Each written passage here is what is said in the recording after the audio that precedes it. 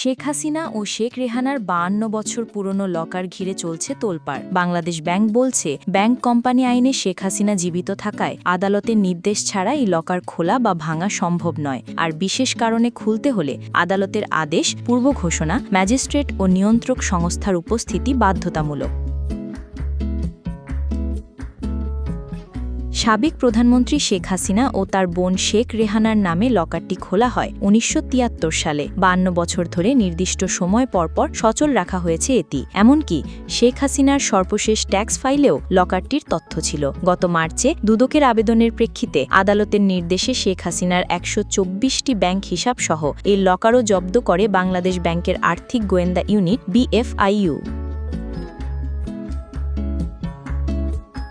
১০ September লকারটির খোঁজ নিতে পূবালী ব্যাংকের মতিঝিল শাখায় যায় NBR। তবে একটি সংস্থার তদন্ত চলাকালে অন্য একটি সংস্থার জব্দ বা ভাঙার নিয়ম না থাকায় NBR শুধু তথ্য নিয়েই ফিরে যায়। সেন্ট্রাল ইন্টেলিজেন্স সেল নিশ্চিত করেছে, জব্দ করা ১২৮ নম্বর লকারটির দুটি চাবির একটি রয়েছে শেখ হাসিনার কাছে।